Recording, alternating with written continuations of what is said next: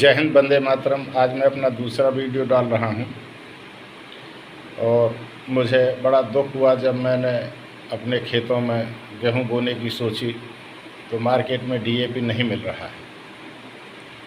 उसके साथ जब देखा कि मुझे बताया कि खेतों में दीमक बहुत ज़्यादा है, तो हम पहले दीमक को मिट्टी के तेल से मार दिया करते थे, लेकिन अब सरकार ने मिट्टी का तेल भी खुले हुए मार्केट में नहीं मिल रहा है और अगर दीमक की दवा लेते हैं तो बहुत महंगी आती है। पहले बड़े सस्ते में किसान अपने दीमक का उपचार कर लिया करता था। मेरी समझ में ये नहीं आता है, जो इस भारत का भाग्य लिख रहे हैं, निर्माता हैं, जो भाग्य के निर्माता हैं, भारत के भाग्य के विधाता हैं, वो किसानों से इतने नाराज़ क्यों हैं।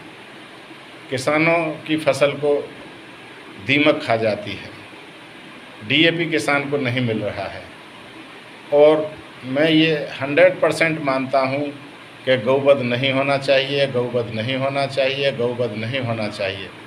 लेकिन निरीह किसानों के खेतों को जो गाय खुले में खा रही हैं, उसका जिम्मेवार कौन होगा। एक एक गांव में 100-100, 50-50 गाय हैं। जिस किसान के खेत में चली जाती हैं, किसान का एकदम खेत ख़त्म कर देती हैं और किसान त्राही त्राही कर रहा है।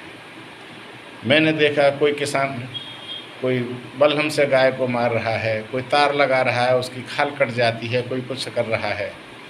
गौवध बहुत अच्छी चीज़ है, नहीं होना चाहिए, लेकिन इनको एक गायों को भी एक सम्मानजनक स्थान मिलना चाहिए, गौशाला बननी चाहिए। इसके अलावा स्मार्ट सिटी बनाओ, कोई मना नहीं करता है, लेकिन गाँव को भी स्मार्ट अगर बना दोगे तो हे भारत के भाग्य विधाताओं, आपका कोई नुकसान नहीं हो जाएगा।